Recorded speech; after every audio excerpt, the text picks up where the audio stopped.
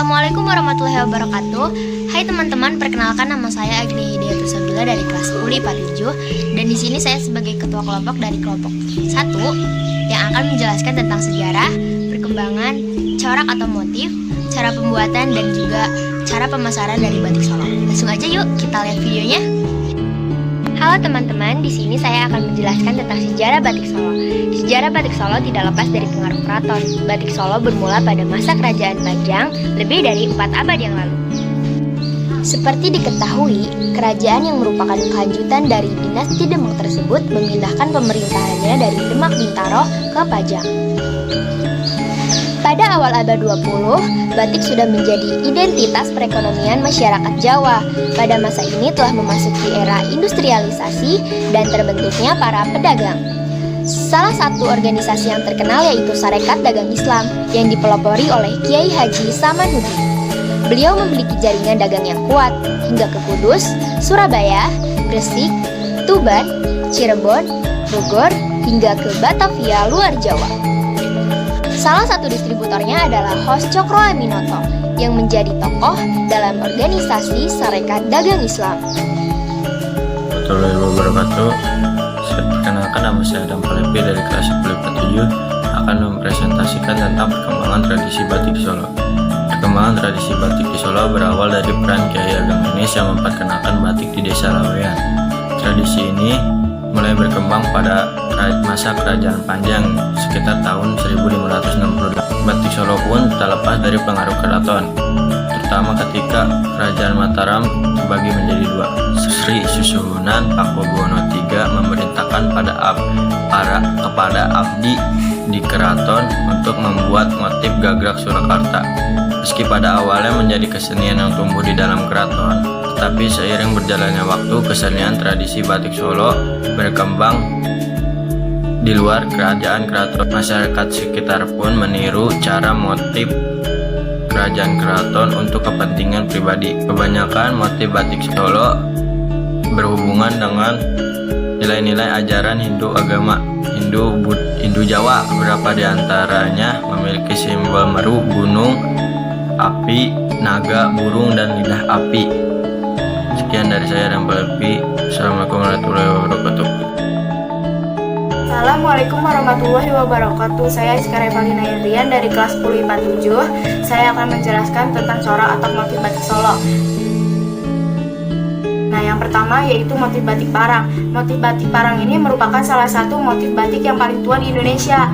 Parang berasal dari kata pereng yang berarti lereng. Batik ini merupakan batik asli Indonesia yang sudah ada sejak zaman Keraton Mataram Trasuro Solo.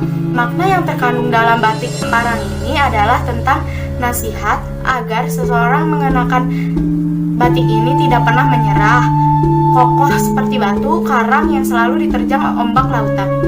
Selain itu, batik parang juga memberi gambaran tentang jalinan yang tidak pernah putus dalam upaya memperbaiki diri, memperjuangkan kesejahteraan, maupun bentuk pertalian keluarga. Yang kedua yaitu motif kawung. Batik kawung memiliki motif yang cukup sederhana, terbentuk dari pola bulatannya mirip seperti buah kawung, sejenis buah kelapa atau buah kolang-kaling. Nah, motif batik kawung ini banyak dimaknai sebagai gambar bunga teratai dengan 4 lembar daun bunga yang merekah. Yang ketiga, motif sawat. Batik motif sawat ini berasal dari kata sawat atau sayap. Nah, ada pula yang berpendapat bahwa kata sawat itu berasal dari kata syahwat atau nafsu. Motif ini dahulu dianggap sangat sakral dan hanya dipakai oleh raja dan keluarganya saja. Motif bentuk sayap disusun oleh sedemikian rupa ini sering dimaknai sebagai burung Garuda kendaraan Dewa Wisnu yang melambangkan kekuasaan atau kerajaan. Assalamualaikum warahmatullahi wabarakatuh. Perkenalkan, nama saya Aldina Rasidin Putri, asal kelas 10 IPA 7. Di sini saya akan menjelaskan tentang cara pembuatan model batik Solo. Langkah pertama, kita membuat model batik. Untuk baju batik diatas kain mori dengan pensil atau biasa disebut molani. Dalam penentuan motif batik, biasanya tiap orang memiliki selera batik berbeda-beda. Ada yang lebih suka untuk membuat motif batik suasana sendiri, namun yang lain lebih memilih untuk mengikuti motif-motif batik umum yang telah ada. Langkah kedua adalah menggunakan canting yang telah berisi lilin cair untuk melapisi motif baju batik yang diinginkan. Tujuannya adalah supaya saat pencelupan bahan batik ke dalam larutan berwarna, bagian model busana batik yang diberi lapisan tidak terkena. Setelah lilin cukup kering, celupkan kain model batik ke dalam larutan berwarna. Proses terakhir adalah ngorot, di mana kain batik Solo yang telah berubah warna dikukus dengan air panas. Tujuannya adalah untuk menghilangkan lapisan lilin busana batik, sehingga motif baju batik Solo yang telah digambar sebelumnya terlihat jelas. Anda tidak perlu khawatir, kecelupan ini tidak akan membuat motif desain busana batik yang telah Anda gambar terkena warna, karena bagian yang atas kain bus batik tersebut masih diselimuti lapisan tipis. Maka hasilnya adalah kain model busana batik yang dikenal dengan kain batik tulis. Penamaan itu diberikan karena di samping baju batik Solo ada juga batik cap, batik printing, batik painting, desain busana batik, dan sabun. Batik Solo dipasarkan melalui pasar tradisional. Ada juga yang dijual oleh pedagang keliling. Selain itu, batik Solo juga bisa ditemukan di pasar online.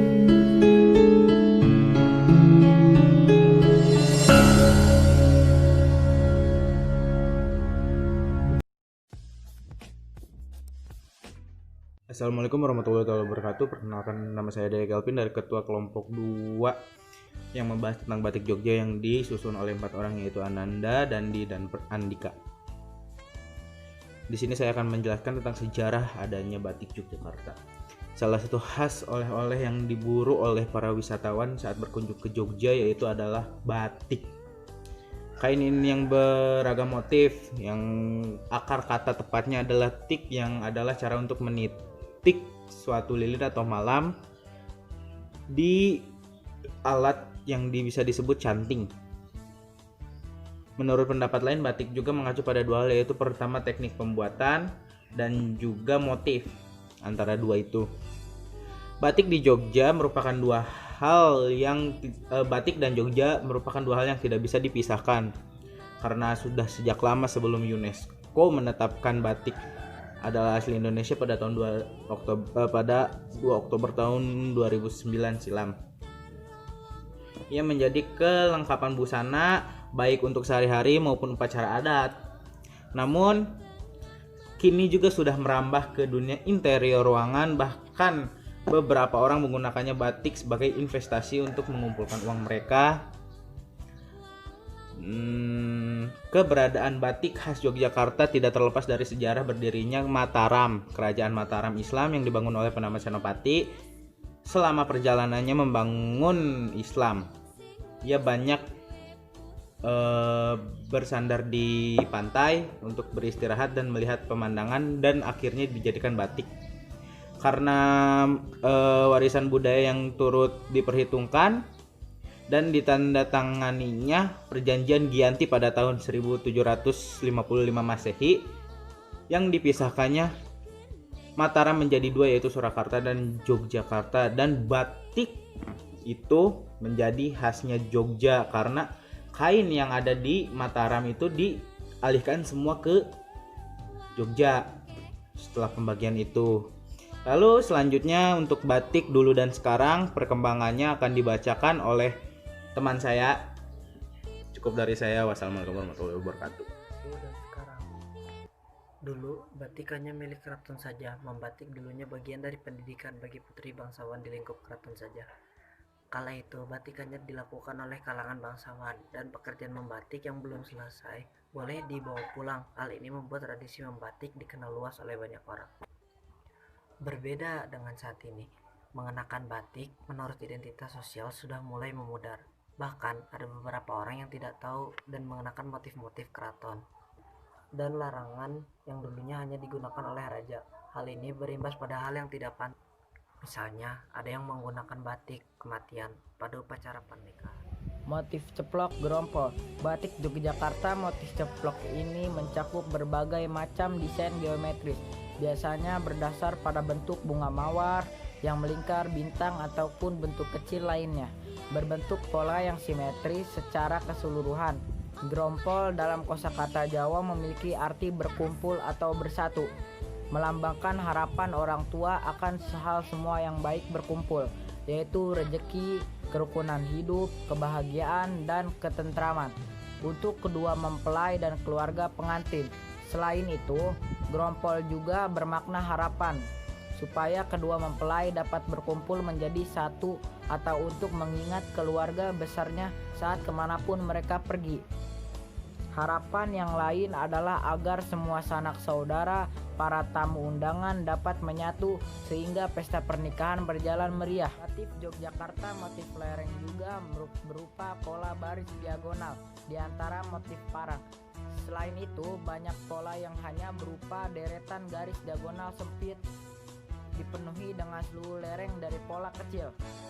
Batik Yogyakarta motif lereng merupakan salah satu pola lama yang disediakan untuk keluarga kerajaan. Salah satu motif lereng yang sering ditemui adalah udang liris hujan ringan. Batik Yogyakarta motif lereng mengembangkan kesuburan harapan untuk kemakmuran, tekad untuk memiliki keberanian untuk melaksanakan apa yang penting bagi bangsa dan rakyat. Pemasaran. Strategi pemasaran dan media yang tepat digunakan untuk bisa meraih pasar yang dituju, sehingga volume penjualan selalu meningkat dan profit. Digital marketing adalah salah satu media pemasaran yang saat ini sedang banyak diminati masyarakat untuk mendukung berbagai kegiatan yang dilakukan. Model pemasaran yaitu konvensional dan tradisional, beralih ke pemasaran modern yaitu digital marketing. Proses pemasaran saat ini yang masih bersifat konvensional perlu ditingkatkan dengan perbuatannya website. Dengan adanya website akan memudahkan pembeli untuk dapat bertemu langsung dengan konsumen yang jangkauannya tidak hanya di Jogja, tetapi menjadi tidak terbatas terhadap semua yang mengakses media online tersebut. Sekian dari kami. Wassalamualaikum warahmatullahi wabarakatuh.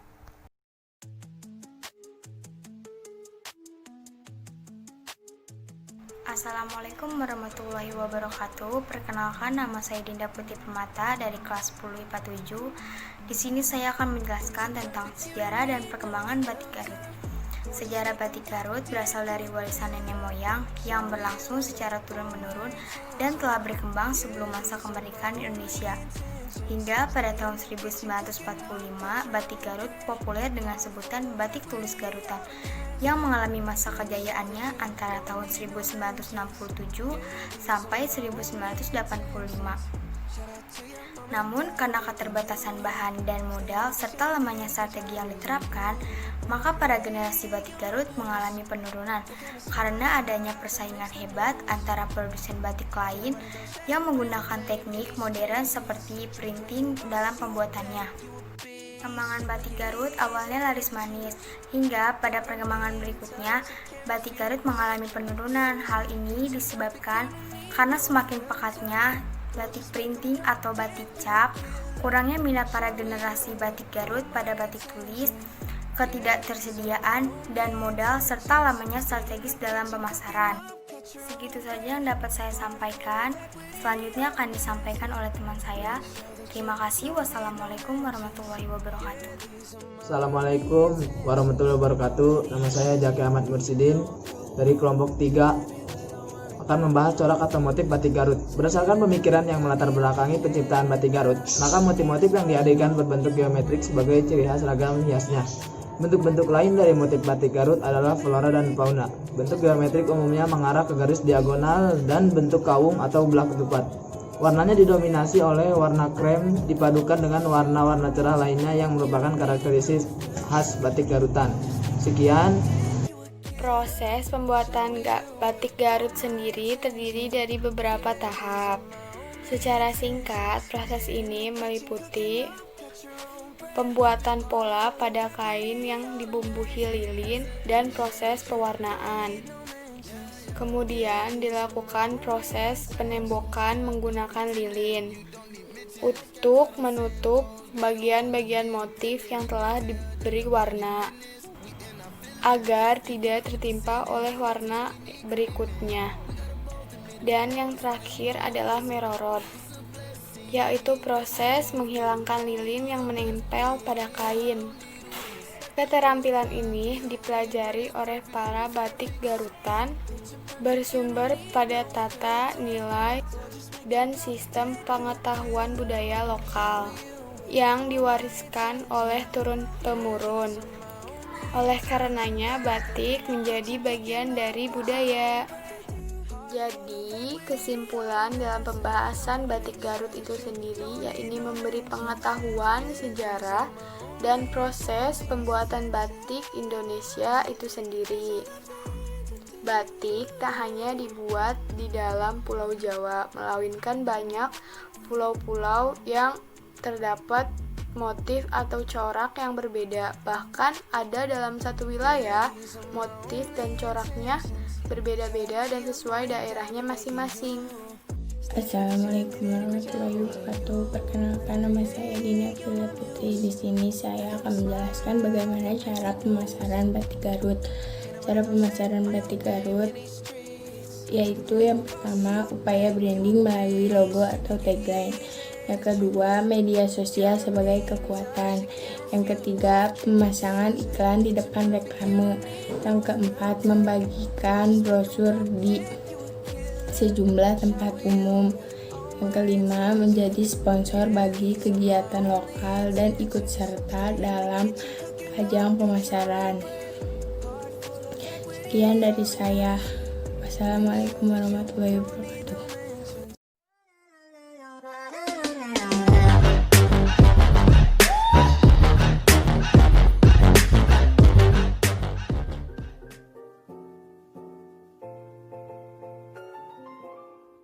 Assalamualaikum warahmatullahi wabarakatuh. Kami dari kelompok 4 kelas 10 IPA 7 yang beranggotakan 4 orang yang diketuai oleh saya, Fafian Nurhati Sismiarto, yang beranggotakan Fahira Nurdalifah, Fernando Endarson Sitanggang, dan Gilang Bahari Putra, yang akan presentasikan pembahasan batik Pekalongan. Yang pertama, sejarah batik Pekalongan. Yang kedua, pemasaran batik Pekalongan. Yang ketiga, cara membuat batik Pekalongan. Yang keempat, perkembangan batik Pekalongan. Dan yang kelima adalah corak atau motif batik Pekalongan.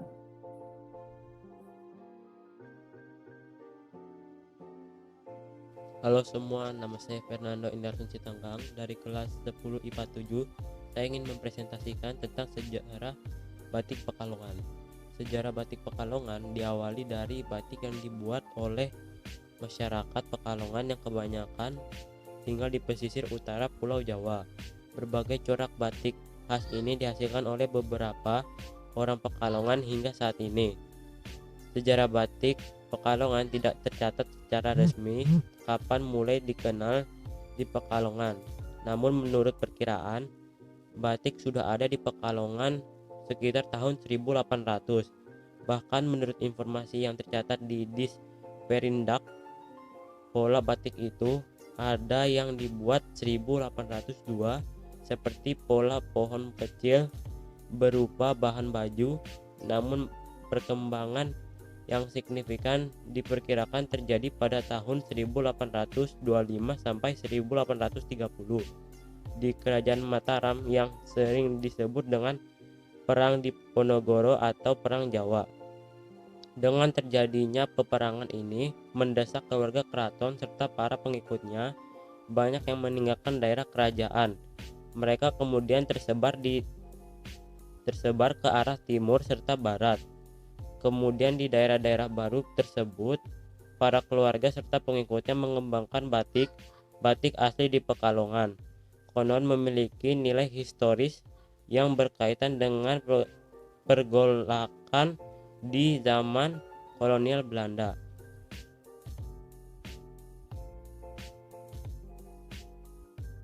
Nama saya Fahira Nurfadilah. Pemasaran batik Pekalongan. Batik Pekalongan sangat dipengaruhi oleh pendatang keturunan Cina dan Belanda. Motif batik Pekalongan sangat bebas dan menarik. Salah satu motif batik Pekalongan yang paling terkenal adalah motif batik jelam perang.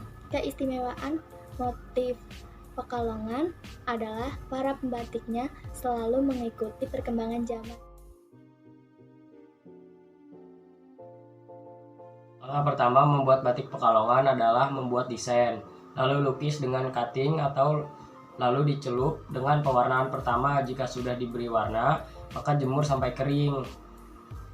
Jika sudah kering, lukis kembali agar mempertahankan warna, lalu dicelup lagi. Proses terakhir adalah mencuci kain batik, lalu dikeringkan.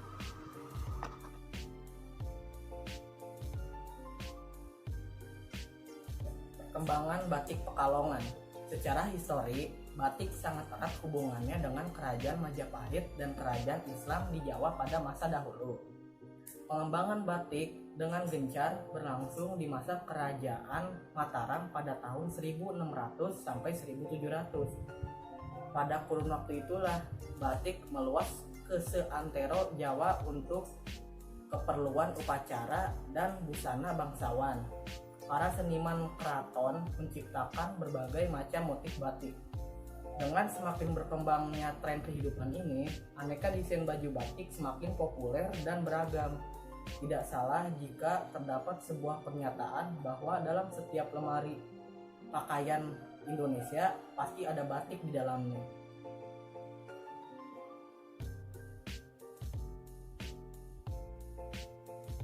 Motif dan corak batik Pekalongan.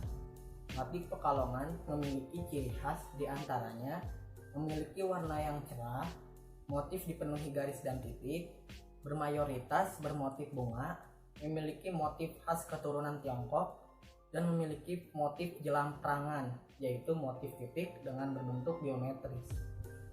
Batik Pekalongan memiliki beragam motif, diantaranya motif jelang perangan, motif semen, motif sawat, motif liong, dan motif 7 rupa.